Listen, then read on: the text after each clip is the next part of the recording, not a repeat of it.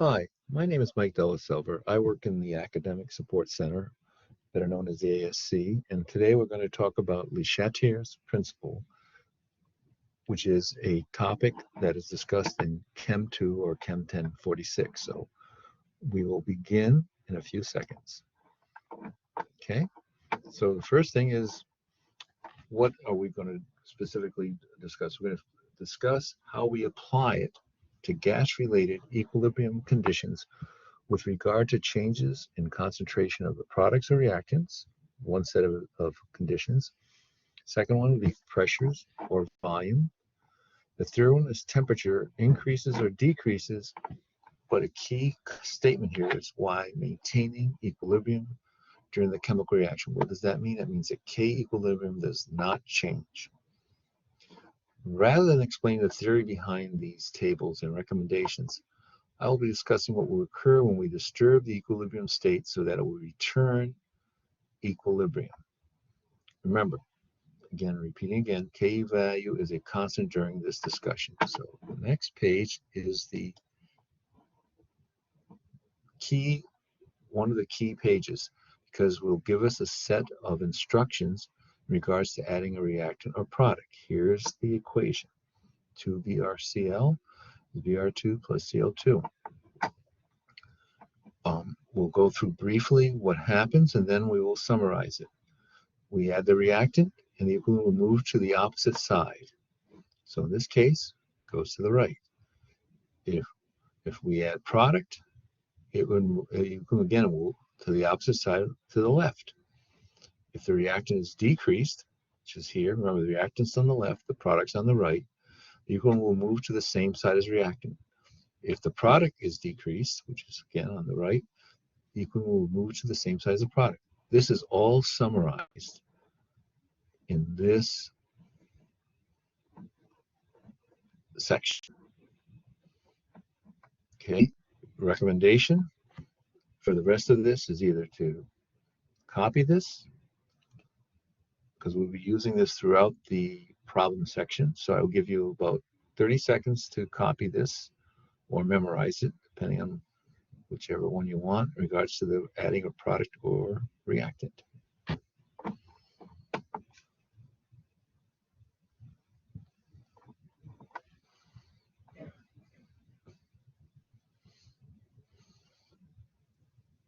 Okay, now let's talk about the next condition.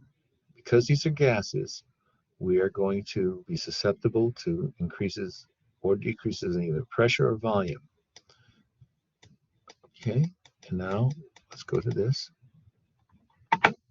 Okay, so here is the equation. And this is where we could spend a lot of time going over PV equals nRT and show in a very complicated manner what this chart says. So I'm just going to briefly go through it. If we increase the volume of this equilibrium system, that's equivalent to reducing the pressure. Okay, and it says most gas particles or moles. Okay, so in this case, if we reduce the pressure,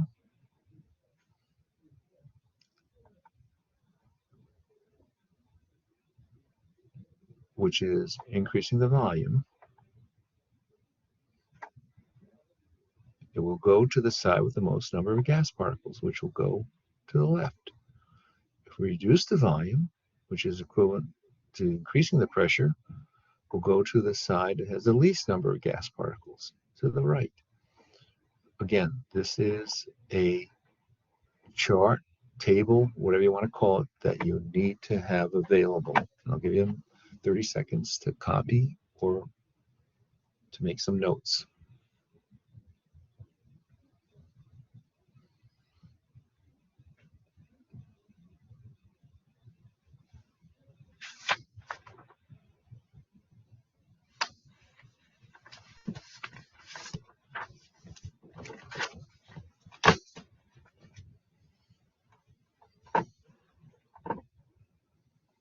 Okay. Okay. Here is a specific problem that we just talked about. Just repeating it.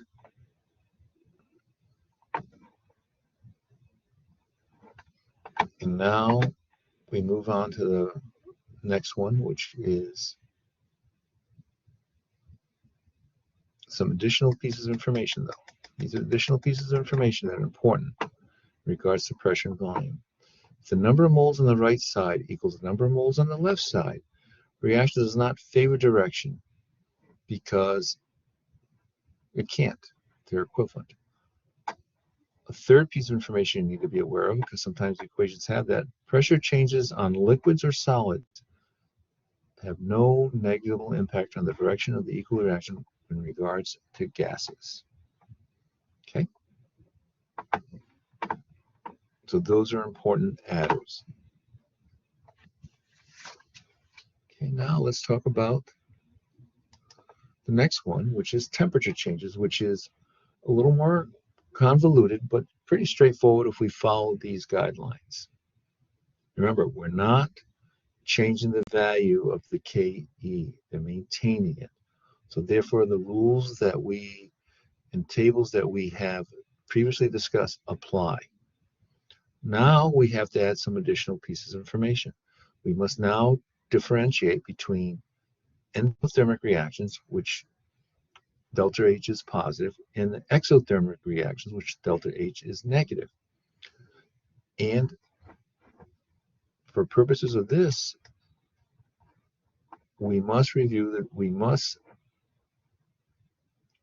go with this. In other words, initially, we're going to treat this like product or reactants, but we have to locate where the endothermic or the exothermic component. So we're going to break it into two different parts. First one is endothermic. Okay, how do we know it's endothermic? It's positive. Now we treat this as like a reactant. It goes on the left side. Why is it left side? Think about it, you're adding heat.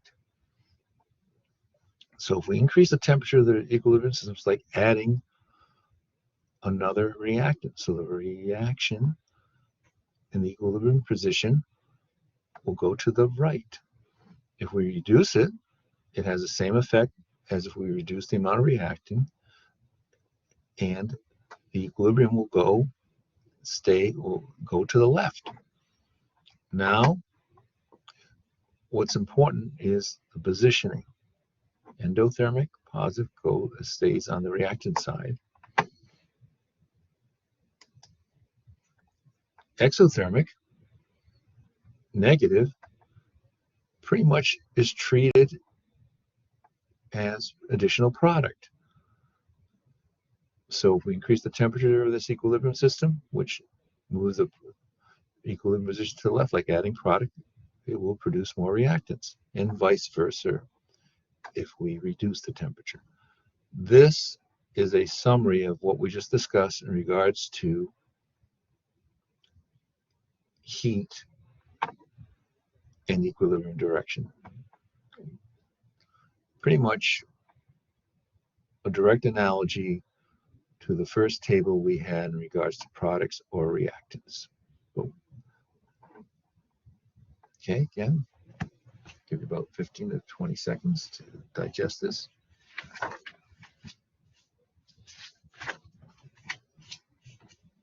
Because we now are going to apply this to two specific problems.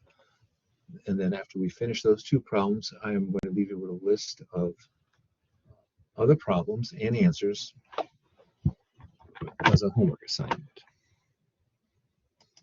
Okay, now let's talk about some problems here.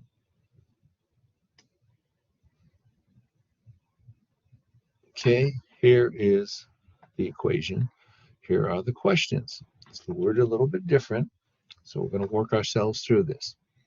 How would the amount of NO, which is here, be affected if the system were disturbed in the following manner? If we added N2O, okay, what's going to happen? We're going to end up moving the reaction to the right, or equilibrium to the right, producing more NO. if we remove the oxygen, which is on the reaction side, the equilibrium will be moved to the left, which will reduce the amount of NO. Again, if we reduce the temperature here, the equilibrium will move to the right because it's similar to reducing product. If we decrease the volume of the container, the equilibrium will move towards the direction with the least amount of moles, which was going to be to the left because there's 4 here and 3 here. Okay, now let's go to the next problem. Okay, I'll give you a few minutes to digest it, digest the questions, and here are the respective answers. And right below it are some explanations. So again, give you about 10 or 15 seconds to digest this.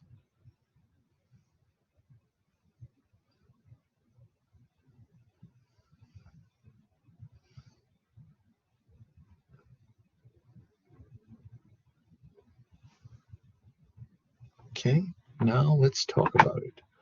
First question, the size of the reaction vessel is increased. If the size of the reaction chamber is increased, that means the volume is increased, and the reaction will produce to the side with the most particles, which is the right side. The next is a catalyst.